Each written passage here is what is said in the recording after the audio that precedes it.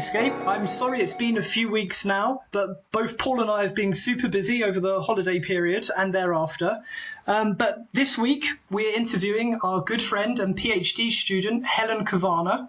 We all met at the Royal Holloway University of London College, and Helen has been there for her BA, her Masters, and now her PhD, and her research is focusing on prostitution in medieval England, and we're discussing her paper, which she authored, I believe, at the end of 2014, and it actually won the British Association of Local History Medieval and Early Modern Essay Award, which was published in their very prestigious journal, and the title of it is The Secrets of Magpie Lane, Prostitution in Oxford in the 14th and 15th centuries. And we're here talking to Helen about prostitution, and we're going to be talking about contemporary and historical prostitution and how those issues still affect our lives and the greater society. So Helen, thank you for being here with us.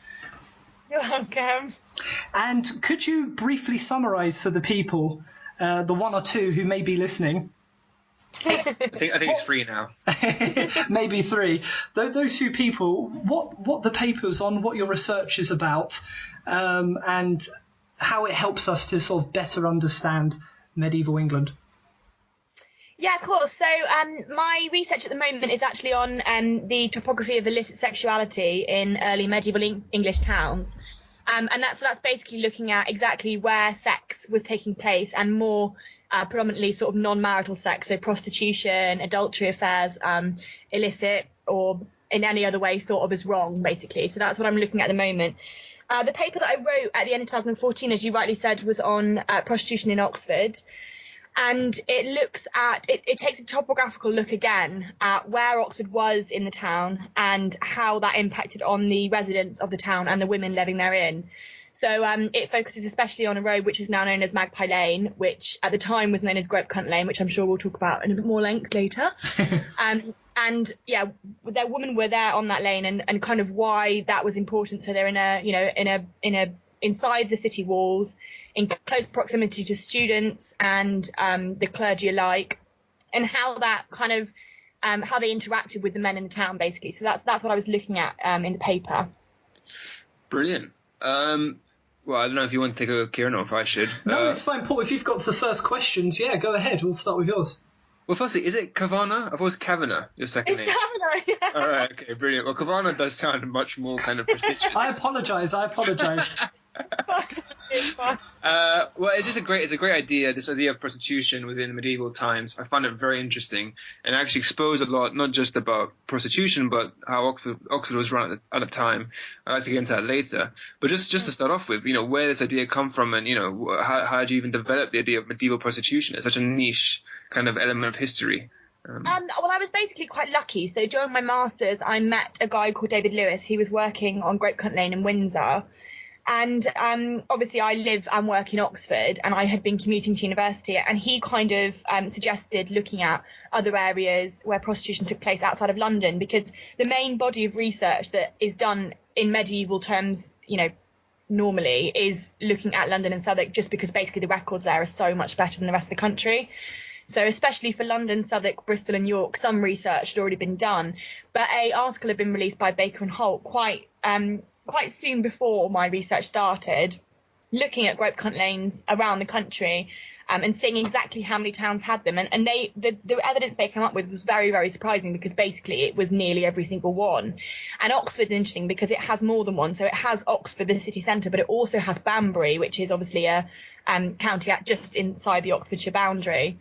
And so, yeah, I kind of picked it up from there. So I was looking at the London Southwark brothels, and kind of through that came into Oxford prostitution, and I ended up taking it on for my master's thesis.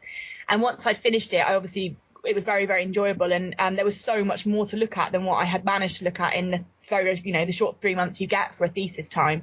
So once I finished it, my lecturer, Peregrine Horden, who is amazing, just said, look, there's this medieval essay prize, they might publish it afterwards, do you want to expand it and see where it goes? And so I kind of went from there, and then 3 years later I'm still doing it. So it's really erupted. The area's really sort of blown up basically. But yeah, that's how it started. It's just me doing my masters. So when you say blown up, do you mean as in there's a lot of academics who are just looking at it specifically now? Is that what you mean? Or do you mean as in for yourself?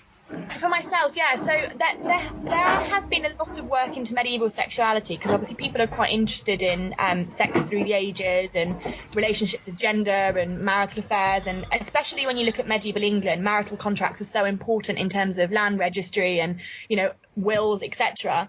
So it has been looked at in a kind of economical sense that way, and also by other very good researchers like a woman named Ruth Carus, who did a book on prostitution, but even in England, but even those tend to focus more on prostitution in the big areas. So, for example, her work is very, very much about Southwark, and she does expand from that. So she does look at York, etc. But when I started it, we didn't really realise how much there was out there, because what's happened basically is the way that I'm looking at it. So I'm looking at towns outside of the capital.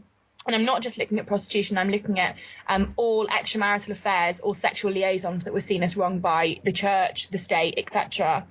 And when we started it, we hadn't really realised that basically every single town has its own structure and body in place. And people had done research on their little towns as separate entities. And when you bring that all together, there's a huge amount of comparisons between towns, so especially like towns such as Oxford and Cambridge. So it erupted in that sense that no one had really took the evidence that was already there and compared it to other evidence before. So yeah, it kind of in that way, it kind of just sort of took off. Brilliant. And I'm sure Ciaran will chip in off of this. And he brought on a lot of things I want to expand on later myself. I think Ciaran would as well.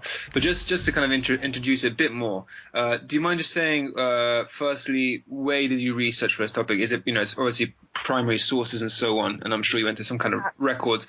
And secondly, just maybe this is a bit too much of a annoying question to ask, but what is the kind of do you see a grander meaning for this that we can understand, or is it maybe in an academic world? Did your revelations kind of expose a new meaning that we can kind of interpret for history in general? But yeah, sorry, if you can just answer those two questions.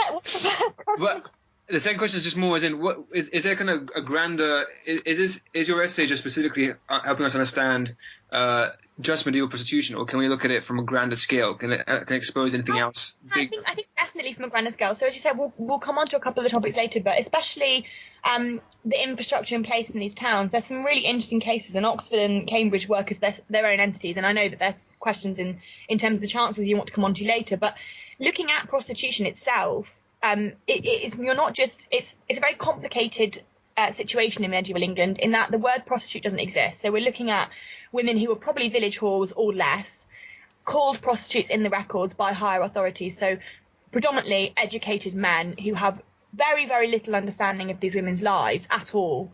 So when they're recorded in the records as prostitutes, you get one of two words. So you get meretrices, which means professional prostitute, and most of the time they would have been paid. But then on top of that, you get a huge body of other words. So you get lupernaria, which is wolf's den, and that's often associated with brothels. And you get these little trickles all the way through that come out. So, words like carnally known, and they sort of pop up all over the literature. But in looking at that, because a lot of the time when I was looking at the research, especially for Oxford, seeing the word prostitute in any kind of record had no indication actually that what you were dealing with is prostitution. So actually, when I was looking at prostitution, it definitely had impacts on other areas of history, because it was kind of more about the women's lives in the towns than it was about what prostitutes were doing, and a lot more about sex, and basically looking at it in the same respect as if we were looking at a modern relationship between a young couple in modern society. And that's kind of what came out of it, I think, more than, what prostitution was in medieval Oxford. It was actually, what are the women doing and how are their lives being run? And I've totally forgotten the first question. I'm really sorry. No, that's all right. Where was your research done mostly? Where was that kind of...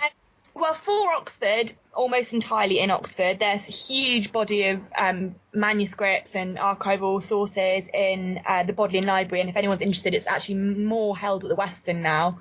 And they basically, Oxford University keep all of their records from about the 14th century. So the Chancellor's Court, the court rolls, anything that the college writes down, or any fine they're paid, any inquisition they hold, they have kept forevermore.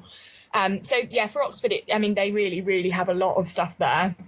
For what I'm doing at the moment, The Norwich Record Office has got nearly everything from Norwich and Great Yarmouth, and again, that's nearly all manuscripts. I found a really lovely bound book that I looked at the West End last week that was to do with Norwich, and that's quite rare, because it's very, very rare now that you come across bound books from the 14th century, so that was quite cool. But yeah, mostly in Oxford so far, and obviously a little bit of the Archive Centre in Kew, but they're more manuscripts and a collection of letters, etc. Fascinating. I could keep going, but I'm sure Ciaran has something to ask. Or Yeah, definitely. No, there's some really great points. It's nice going over all the logistics and helping people understand how sort of a historian works, and with all the sources, because obviously I'm very interested.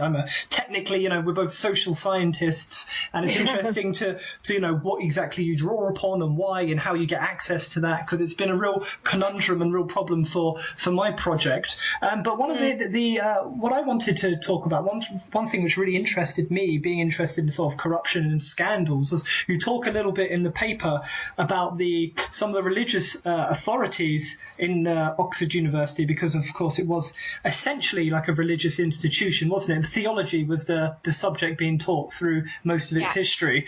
And you talk about some of them giving shelter to impoverished women, and there's a suggestion there of perhaps they were able to stay there for sort of sexual services. Are you able to elaborate on that at all? So you get these stories actually quite a lot in what we call the visitations of religious houses. Now, in Oxford, it's a very complicated setup, because, as you said, there is the element of theology there. So the students move to Oxford, they learn theology, they're allowed to be parts of the town, but they are supposed to be entirely celibate. Once they finish their degree, they may then go on to marry, they may join religious orders, but for the time that they're working as students and funded by the county, they are supposed to be focused entirely on their work. Of course, that isn't what happens, because these are nearly always young, relatively wealthy men away from home in large groups. And as we know from any university student of any time ever, you get a big group of boys together, stick them in a town and give them ale. The first thing they're going to do is try and find a girl. So that's sexist. What tends to happen is the university chancellor and the visitations then that follow go out, and they are very, very interested in inquiring about exactly what the students are doing, with whom and when. So they are really, really pedantic about whether or not the students are behaving themselves. And obviously in the article I speak a lot about this in terms of sex, but actually it's much wider than that. So they're interested in whether they're playing games out of hours, whether they've brought pets into the facilities, if they're wearing the right shoes. I mean, it's literally every single part of the students' lives they want to know about. In that, you get these very, very funny little stories that trickle through, where these students have quite clearly engaged in prostitution, or perhaps have a girlfriend. And that's not how it's written in the records. So the chancellors don't write, okay, John was found with a girlfriend again after 3 weeks and we've expelled him. Because what's supposed to happen, because they have the king's privilege of wealth, which is where the king allows them to be funded in, they give things back to him, so they give rents and tenements, etc. And in that, they're allowed to sort of be their own law. But because of that, they have to be very, very careful that they're not doing anything that can be sort of brought up in the king's court. So they don't put in there that the students are engaging in prostitutes, because if they did, the students would be expelled from the university. And actually, that's not good for the university or for the town, because that brings scandal upon them, and they don't really want that. So what they do instead is they'll say, okay, so a student invited, for example, Marjorie Snow in, they were told off, the woman then left. And then in a different record, say 4 years later, you'll find that Marjorie Snow has been in pretty much every student's house on a Saturday for the last 3 years. And actually, she's a common prostitute. She's been in the Bordel, which is the town's prison. But they just don't write it like that, because if they did do that, it would be extraordinarily scandalous for the university. So that's kind of how they cover it up, is that these, the men have girls staying overnight when they're not really girls. They're, they may well be girlfriends, but they're probably not. Right, yeah, that's what's interesting. It's difficult to know exactly, right, what sort of services and what was offered. Was it money? Was it food? What was going on here? The exchange. So for the professional prostitutes, there is nearly always evidence of money exchanging hands if they can be called for definite a professional prostitute. It's not, you very rarely find in the records that they've said that they've been given food or boarding, etc.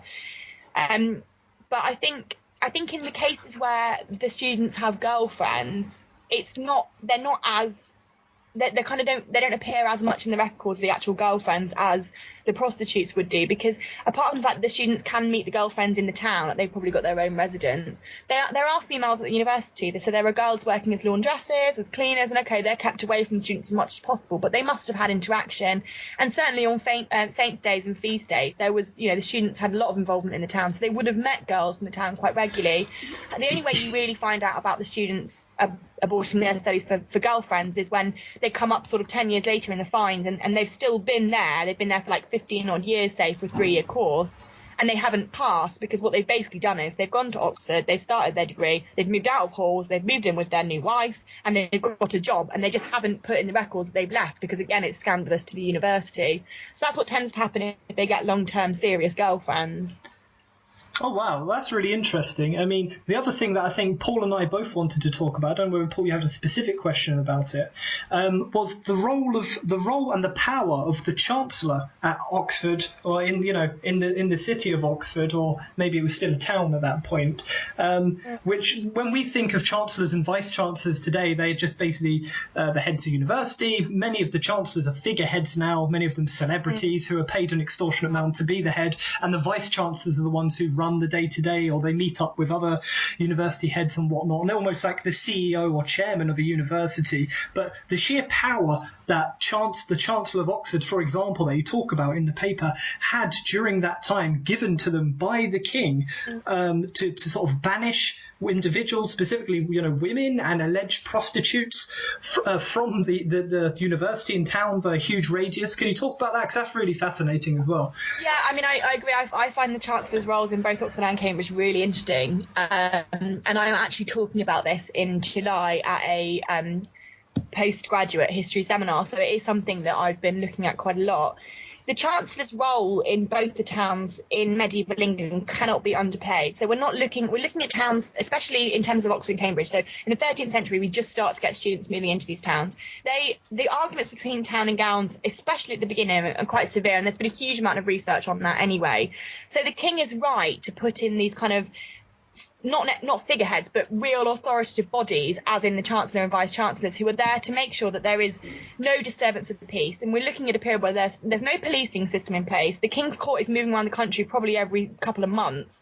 So they're not there to stop, huge balls and fights, and that is common. The town don't really like having the gown there. It's not necessarily economically helpful to them. They certainly use their power in terms of where building can happen. And when we're looking at Oxford, even today, the actual university own a ridiculous amount of land inside the city walls, and that must have been extraordinarily hard in the 13th century when they first moved in, because it would have been a much poorer area. So it's understandable that he kind of puts these guys in place, but what happens is, as the universities grow and they become economically wealthy, and they basically develop the educational system, and we only have Oxford and Cambridge at this time, and they really create an educational system that can rival that of Europe. So before now, we've got nothing to rival Italy. We've got huge places on the continent that are producing theological thinkers of the age, and we have nothing. So the king is really interested in pushing these places. And so he basically gives the chancellors in Oxford and Cambridge their own legal structure, whereby they don't just run the university anymore, they actually run the whole town. And in that, they are allowed to banish, fine, expel, in some cases use the pillory, although it's not as common. And they really, really do all these things. So they go into the town, they look at if you've been robbing people, if you have caused scandal because you've had an affair with someone else's wife, if you've been using the wrong weights and measures for bread. So they are literally ruling exactly how much you're weighing for food, how much you're selling for beer. I mean, literally every single part of your life is ruled by these guys. And that doesn't happen in other areas. Now, there is profitability from it in the sense that actually you tend to get a cleaner and better living urban environment in Oxford and Cambridge. Yes, we have bouts of plague in both, but the quality of life is slightly better than surrounding parishes and villages, as it's always going to be in an urban centre. But we are looking at like a cleaner area than, for example, Norwich had. But because they have this huge amount of power, I don't know whether you could say they use it or manipulate it. I would say they certainly do manipulate it in terms of the women's lives. But they are given the power to banish and expel, as you said, prostitutes from within the town centre. Now, in Oxford, they're given a 10-mile radius. If they find any woman that they believe to be a prostitute, or basically they think is flirting with the students and causing them to not be part of their studies, they can banish her from a 10-mile radius of Oxford, and that's absolutely devastating for girls at the time, because if you can imagine your entire family living in one place, you've got probably no access to a horse. There's no such thing as horse and trap at this time. If you're banished from 10 miles out, you're looking at least a few days walk back, and you've got no family probably outside. As a woman, no ability to work. If you're, God forbid, pregnant, you're going to be walking on the roads until somebody takes you in, which is going to be frowned upon by their family. So you really have to get in someone's good books, and there's just, no opportunities for women if that happens. In Cambridge, however, the situation is slightly different. So Cambridge is a much smaller town than Oxford. Even today, obviously, we know it's smaller, but then in particular it was smaller. The town takes an oval shape with the King's Ditch, which is a river on the left, and the town wall on the right, and the whole of Town and Gown is kind of shoved inside it, which makes for extraordinarily big arguments. In Oxford, there is at least an urban environment and suburbs around it. In Cambridge, you don't have that. That's a very, very small, very densely populated area. So the Cambridge University Chancellor is only given 4 miles where he can banish women from. So what he actually does, and both of them are given the power to put people in prison, and they do use that, and there's definitely cases. For example, in the article in Oxford I talk about Marjorie Snow, who basically wasn't expelled even though she should have been for God knows how many years, until she finally broke all of the ceiling tiles in the prison when she went in the last time, and she pops them again 4 years later on, so she's obviously not been expelled properly. But in Cambridge they take it to a new level, so he opens what we call the Spinning House, and this is the University Chancellor's private prison for prostitutes. So he can put any girl he wants in there. These girls have no chance of a trial. They have no jury. They're unlikely to have any character references, so parents can't come in and say you're not a prostitute. That won't work. He can literally pick these girls up off the street and put them in that prison. And between 1823 and 1894 alone, 1,550 girls passed through this house. And it was only closed when a girl died. So, and that was 1894. This place was opened probably in the 16th century. He was definitely acting from the 14th. So we're looking at a period of maybe 500 years where he was able to do this. And it literally only closed 1894, which I thought was, ridiculous, considering that's not actually that long ago. Until that point, these women had absolutely no legal rights at all over what he did. And it was only after the King and Queen's privileges were taken away from Cambridge that stopped. So it literally took until the 19th century. But yeah, it is interesting because for that whole period of 500 years, the chancellors really, really act out their power, and it's more evident, I would say, in Cambridge than in Oxford. In Oxford, you do tend to get more liberals, and there are obviously the cases of martyrs in Oxford, and a lot of people move from Oxford. Well, some students move from Oxford to Cambridge because they don't like some of the liberal attitudes. So I think that's a part of it, but also I think the interesting thing about Cambridge in particular is that one of the university chancellors who is there in the 14th century is the Reformationist right hand of the king, good old Thomas Cromwell. So Wow, yeah. that has to have impact. Exactly, that has got to have an impact on the women's lives. If you've got such a heavily Reformationist character, and he has the ability to punish any sexual miscreant in the town, he's going to enact that. So I think that's why it's more evident in Cambridge than Oxford. But they're certainly both there, and they're certainly both, powerful men. And it is very, very quite sad for the women, really, because they just don't stand a chance. That spinning room sounds like something you'd find in Vatican City. But it's spinning house. Spinning house, sorry. The idea was the women went in to spin wool so they could work, but that just never ever happened, as far as I can tell. That was, just a kind of joke, right, like title. I've done some research into it, and I actually find that, I find the whole Chancellor side very interesting, just from the side of disparity and divide within Oxford and Cambridge, and the whole Town and Gown, the whole Town and Gown history is actually quite interesting. Yeah. I've actually found out there's 3 articles I read, which I'll put in the podcast link. But they explain actually how, and please correct me if I'm wrong here, Helen, or whatever, but they explain how actually the chancellors became more powerful over time. So in 12... Yeah, absolutely did. Oh, sorry. Yeah, well, exactly. So it's actually, from what I've seen, it's actually linked directly to Town and Gown. Is that right, Helen? Yeah, it 100% is. So as I said, when they're first put in place of being the authoritative body, what they're really doing is regulating the university.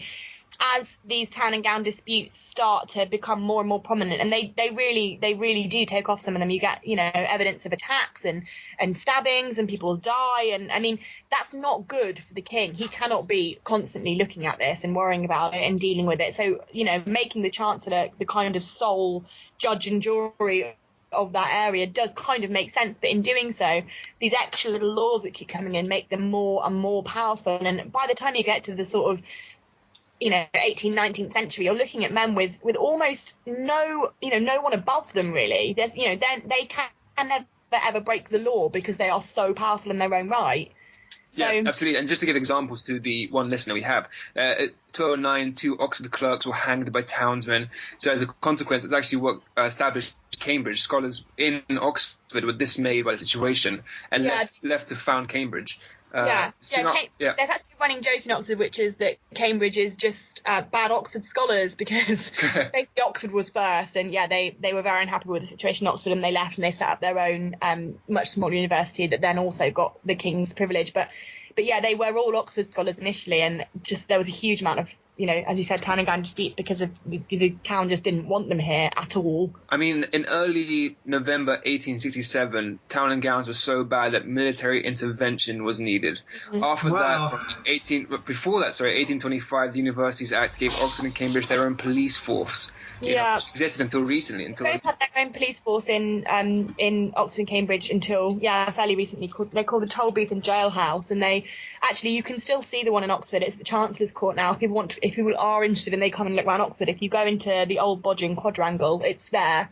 So very stuff. It's fascinating. This is why I like history, is that you can see it could be a coincidence, and not coincidence, but it could be kind of a far-stretched conclusion. But you can kind of see where everything starts from. Obviously, you can see where everything starts from as history, but as in you can see why we are where we are now. Why do Oxford and Cambridge have disparity, not just locally, but generally as well? Do they get these rights from governments or authorities or sovereignties that empower them and therefore make them the elite, And actually, I don't know. Do you by any chance know why the king specifically gave the chancellor powers? I mean, why was he so protective of the university?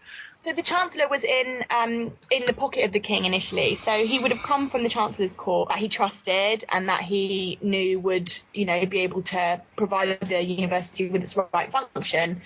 And there is, it's easy to say that these guys are really, really awful, and in a sense they really were. But it's important to remember that these two men have huge amounts of religious indictment. So they genuinely do really believe that the students should be moral, sober and chaste, and they really do want these men to be living in God's righteous path, and any way of preventing that is kind of attacking them personally as well as the university, and the king is supposed to be the next thing to God. So he is genuinely interested in making sure that these areas run in a godly and a good fashion. So it does make sense in that sense. But funny enough, you can make comparisons slightly to this whole kind of ban on extremism within universities, and how the government nowadays wants to kind of make sure students don't espouse extremist views that are actually slightly anti-government, and they therefore give chancellors the right to clamp down on that. Now there's still parallels, I think. But just if we can, I don't know if you want to say anything, Ciaran, but I was thinking we could maybe modernize, or just talk more about prostitution now. Actually, can I just make one question beforehand, Helen? Prostitution definitely seemed more organised and government controlled in certain areas like London, while Oxford was obviously more chancellor controlled. Is there a reason for that, by any chance, or is there? Do you know more about why London and Oxford differed so much then? Yeah, so London acts almost entirely throughout the medieval period as its own entity and county. So it doesn't become a settled capital as early as people might think. Once it has done, because obviously the king is still moving around quite predominantly. Once it's become kind of, it's very difficult to say exactly this is when it became the capital. But once it had become, he had like a settled area there. The government moved in. Before that, London is still extraordinarily prosperous. So we have the access to the Thames, and there's a huge amount of trade, especially with like Holland, all that kind of, the Dutch area. And luxuries coming in obviously from the east through that way. So London does really prosper in the way that, you know, a lot of towns in good areas would have done, what's interesting about London is because there is a archbishop there, the town structure kind of sets up from him. So there is a policing environment in place. The king may not be there all the time, but people are certainly, you know, think of London as this great and wonderful area. It's definitely big. There's a huge amount of wealth and poverty there. The idea is, in terms of dealing with prostitution on the continent, brothels are good because they will prevent decent men from being forced to raping women. And breaking that down, basically what they're saying is that if you allow prostitution to occur, you will stop rape from happening, you know, to women in the area. And it sounds almost extraordinary, but actually there's a huge amount of evidence that this did work on the continent. So the continent will really pick up on this. So places like France, for example, and Paris especially, and there's a huge amount of evidence of this taking place. Whether or not it stopped rape in Paris, I don't know. I'm not sure that there was any less prostitutes or any more afterwards, but nonetheless. So in England, we take on this idea, but it only actually functions in Southwark, which is obviously south of the river in London. And what's bizarre is that all the brothels are owned by the Archbishop of Canterbury, and he takes all the trade and profit. So yeah, that's amazing. Yeah, but that's how London deal with it. So London wants to be this big continental city, and, you know, on the same map as Paris and Madrid and the big parts of, you know, Rome and especially Padua in Italy. You know, these are really big theological, educational and modern cities, and London kind of wants to be that. So we a little bit dabble and we try and do the whole brothel thing, but it really doesn't spread out over the rest of England, frankly, because I don't think the counties could have afforded it. You know, in most of the other areas we're looking at real casual prostitution when and where it was possible, and especially in periods after Black Death, so after about 1348, actually what you tend to get is a rise in living standards, so you get less prostitution, and that's basically just because with a third of the population gone, there are more jobs. So, you know, do women need to turn to prostitution as much? Well, maybe not. So that's why you only really get it in London. They do also do it in Sandwich, which I haven't looked at as much yet, but I'm positive it was on a much, much smaller scale than Southwark, which kind of, yeah, the Southwark bathhouses are legendary. But that's a really interesting point, that final point you raised, Helen. I wanted to talk a bit more about that, actually. So I don't know, I haven't, you know, I know there are many journals, I'm sure, even dedicated to this issue alone, but why prostitution arises, and I'm sure one of the theories would be that it's there because for both men and women historically, as a relief for poverty. It's sort of almost a last resort that they turn to. It's if you had a choice, you wouldn't prostitute yourself. And I mean, looking at the history, of course, I mean the story of this that you've been weaving, I mean, specifically, I know you've been looking at women. I know historically there's always been males prostitutes too, but the oppression and the how few rights women had in England back then, it's really quite shocking and scary, and something that I think our generation really take for granted in terms of just, you know, being able to own certain property or not, and what have you. So do you think it's still the case today then, that sort of, you know, we live in a capitalist society, we live in a male-dominated society too, and that, you know, some women fall on hard times, and this is what's there. That's the, you know, do you think this is a valid way to explain the phenomenon of prostitution?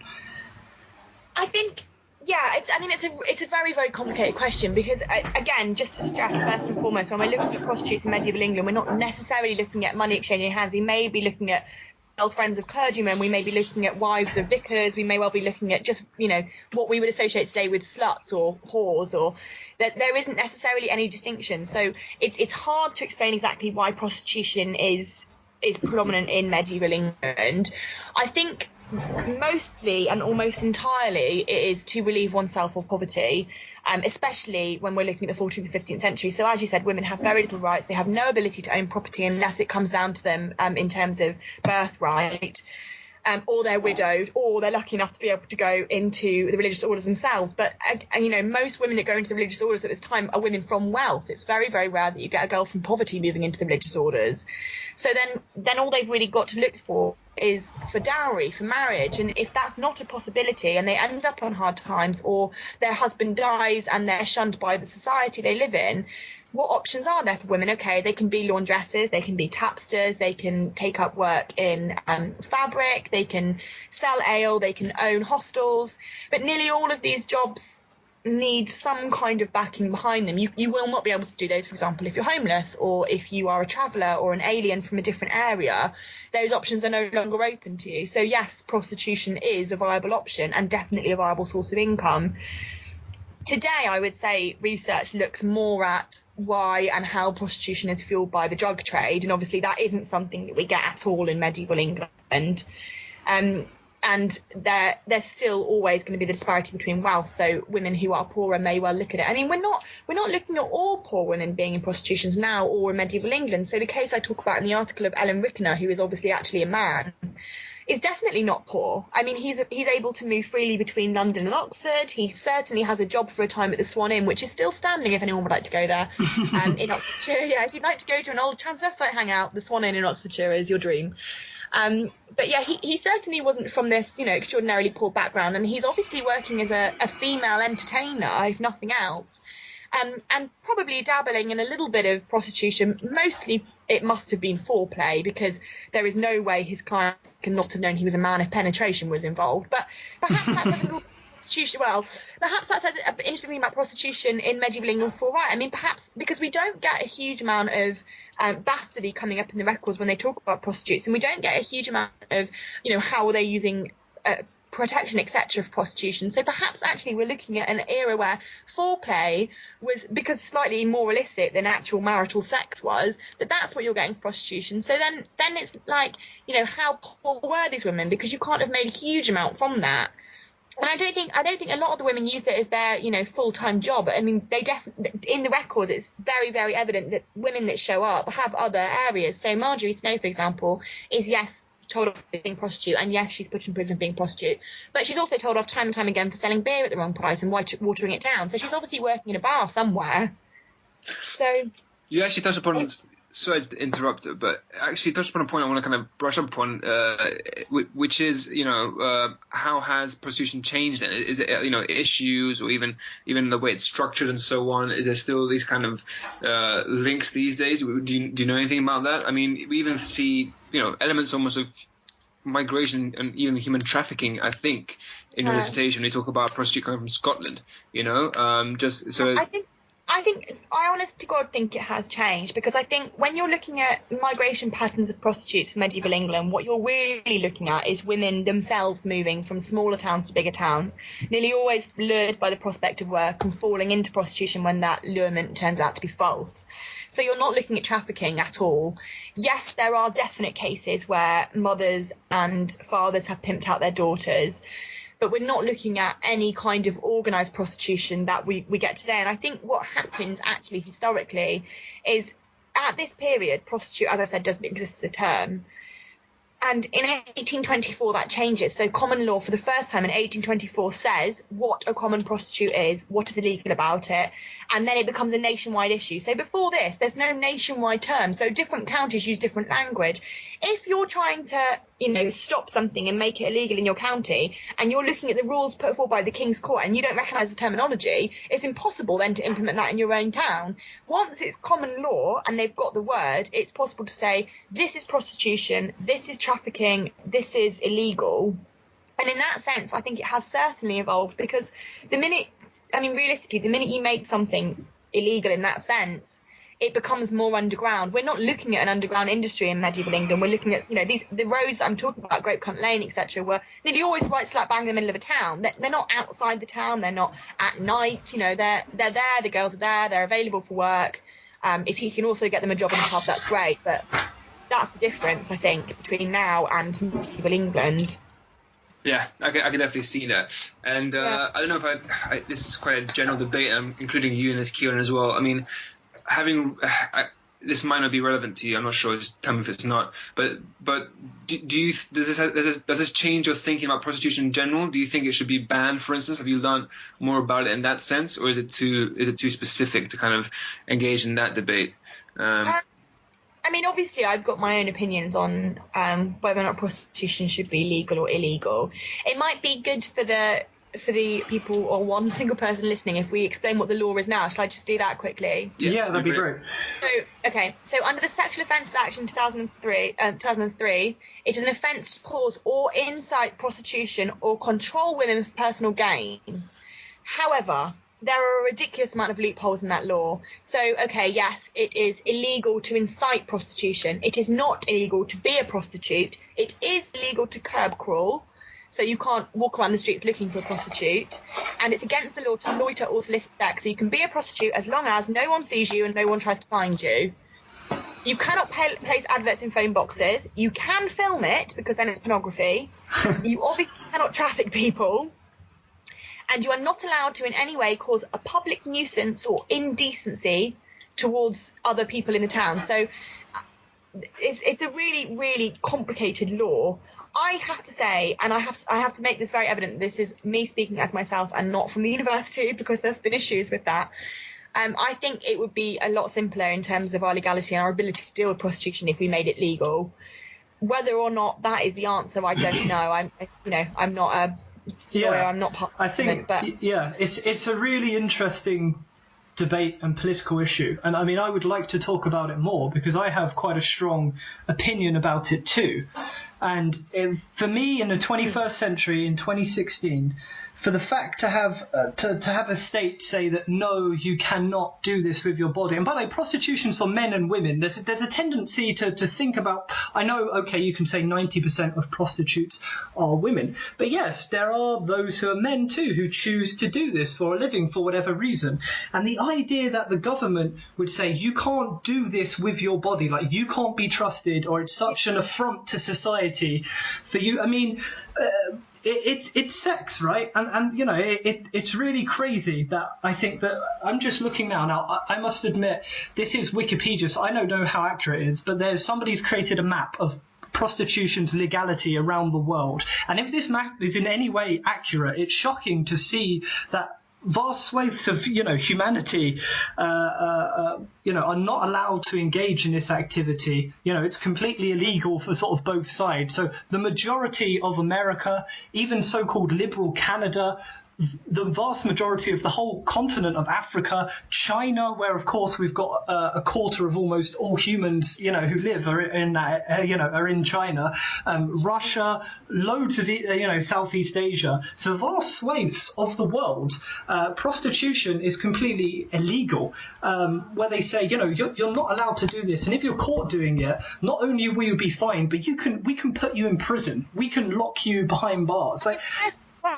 In some of these areas, you're looking at possibly the death sentence. It's not just. In England, I think we have a tendency to really kind of minorize. I don't know what the word is, but minimize. Not talk real impact. Yes, it's a taboo. Yeah, because especially the problem with Europe, really, in terms of looking at prostitution throughout the ages, is there is actually quite a big sexual revolution in Europe well before the 1960s. We are extraordinarily free and liberal with our language. The word cunt, for example, is used all over the place in medieval England. There is no real shame, frankly. There's, people paint pictures of people showing their genitals. There's dance and feast with, women and men that are naked, and the idea of a sexual revolution happening in Europe isn't ridiculous at all, because I think it was already there. We were already quite openly talking and discussing sex. Okay, in England we get the Victorians. That doesn't happen on the rest of the continent, so it carries on in quite a normal way. For the rest of the world, however, you're not looking at that sexual revolution. You're not looking at areas of sexual liberality and freedom of religion. And it's, in areas like North America, for example, actually religion takes over so much that it would be impossible to have the same sexual revolution. And okay, in America and Europe, maybe you're looking at a fine, maybe you're looking at prison. Once you expand that outside of those areas, actually people called prostitutes can be killed, they can have their tongues cut out, they can be branded, banished, burned. I don't think we have any concept really of how demeaning it can be to be called a prostitute, because in our neck of the world it's not as dangerous as it is in other areas. So okay, you might say that girl's a prosy, but she's not then going to be banished or burned. And in that sense, it's almost a little bit jokey in Europe, because there's so much ability to talk about sex and freedom of religion. Yeah, definitely. I looked into this quite a little bit before, and I'll put some links in the podcast pages again. But there's some interesting case studies. For instance, in Leeds, this was, I think, maybe last year, the Independent reported how in Leeds they actually allowed a permanent zone for prostitutes to work in from 7 p.m. to 7 a.m. without the risk of prosecution. Figures that the Independent saw show that there's a huge increase in the number of prostitutes willing to report violent crimes in Leeds because of the police's more tolerant approach. So that by itself kind of shows that if you actually legalize it, you're also helping the prostitutes and actually allowing... Sorry, go on. Well, just allowing them to be more expressive of who they are. If you're kind of denying them who they are, you're not letting them actually report crimes, which are actually serious, like violent crime to prostitutes. Yeah. The overall research from both modern and medieval analysis of prostitution and sexual exploitation overwhelmingly suggests that if you legalise it and you make deliberate attempts to govern it rather than push it underground, you are much, much more likely to be able to protect the women, and you're much more likely to be able to prevent extraordinarily graphic sexual crimes. So, for example, in England, the Ipswich murders that happened 20-odd years ago with a serial killer who went for the Ipswich prostitutes. A lot of research has been done since that questions actually, if we had legalised prostitution, would the police have been able to act differently? Because they're, working within a structure where they've got to try and find a serial killer, but they're not actually allowed to engage prostitutes themselves because there are so many laws surrounding it. If they were able to go out on the streets with the girls, would it have prevented deaths? Well, quite possibly. Yeah. So I think the evidence is overwhelming to say that legalisation works. Yeah. Funny enough, there's a YouGov poll last year that showed that British people, the majority of them support decriminalising prostitution. Yeah, I'm not surprised by that, actually. I think that's what I've come across, especially in my research, is people are, almost baffled by why it isn't legal in England. And the other thing I'd add is the cultural or social aspect of this. It creates this huge taboo around sex. We have we live in a society now whereby if you can't show people having full sex in a film because that's called pornography, but you can show the most brutal, most graphic torture, like medieval style torture with blood and gore and mass death, and that's, oh well, we'll stick an 18 label on it, or we'll stick a 15 label on it, more and more, and then that's fine. But if you show some full sex, it's like, no, that's pornography, that's taboo, that's something else. But everyone who's got access to the internet, which is almost anyone, can obviously just go on the internet and type it in and see anything they want to see. So I think we really need to remove this taboo, especially when it comes to things as influential as cinematography, because it seems crazy to me that it's more okay to see violent death, like the most brutal, most horrific deaths you can. That's absolutely fine to have that shown, and be able to see that. But what's about that actually, Ciaran, is there's I've just read, and I've forgotten what it is, but it's a thesis, a PhD thesis that came out about 2 years ago from a guy at the University of Toronto in Canada, and I'm really sorry, but I've forgotten his name, and he looked at sex and the visitations, and in his opening kind of chapter, he talked quite a lot about why he feels relevant now. So the visitations talk about almost entirely vicars, clergymen, nurses and monks having sex, and obviously in the last 2 years there's been a huge amount of media attention on the church's involvement in sexuality, especially in Northern America and England, and their use of young boys and young girls in particular, and how much of a cover-up it was. And he talks about that quite a lot. But in this kind of discussion on media attention towards sex, he makes quite an interesting point, which is that we view sex and we sort of engorge ourselves on sex in the same way as we do in all areas of sex. So if they show a man and a female having sex on TV, as you said, you won't see full sex. And that can be a man and a woman who are married, that can be a man and a woman who are in a relationship, or it can be rape. We see the exact same amount in all three scenarios, and it's really interesting that the media sort of demonise marital and non-marital sex in the same way as illegal sex, and there's no real variation in what you would see in either scenario. I think that's a really interesting idea. It's just Yeah, you're right. It's bizarre. I think really, it's crazy and it's horrible. I mean, what would you rather have, children accidentally see on screen? Sex or someone, horrible violence where somebody's being beaten to death or bludgeoned or tortured to death. Like, you're more likely to accidentally see that as a minor, right? That level of violence than you are to see full sex if you go predominantly to the cinema. I mean, so. The weird thing is, apart from violent sex, the kind of the effect of killing is much worse than actual the worst parts of sex. If a lot of people are scared of actually becoming having a child by accident through sex, I think that's the main reason they actually stop you from watching sex at a young age, right? But that's actually a beautiful thing. So we're actually also demonizing that as a consequence. Yeah. Okay, yeah, that's great. Shall we wrap this up? Is that okay? Yes. Before we finish up, can you just remind the viewers, I just think it's an interesting point just for feminists in general, that just to diffuse one fact, one fallacy that's kind of been put ahead throughout time. I know what you're going to say. What did you say about prostitution as being the first profession? Yeah, I knew this was coming. There's a very old, horrible saying, which is prostitution is the first female profession. And certain male social historians, who I shall not name because I'm not getting into that argument online, have used that sentence quite adequately in very educated areas of research. And feminists worldwide hate it for the very, very simple reason that historically the oldest female profession is midwifery. So it's not true.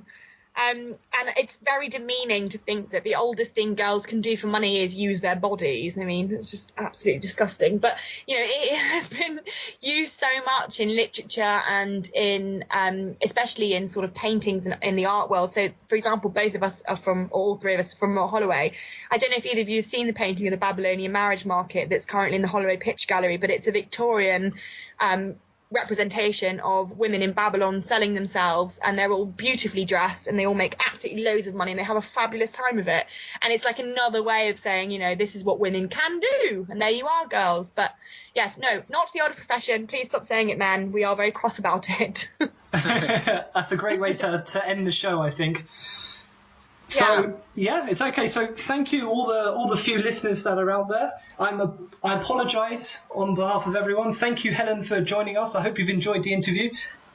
I had a great time. Thanks, guys. Okay, and Cave Escape will be back in hopefully another couple of weeks. Is that right, Paul? Can we do this? Yes, I think we will kind of try to surpass our previous efforts and get back to normal routine. We will indeed. Okay, so thank you very much, and we'll leave it there. Time is of the essence, so that's great. Bye for now, everyone.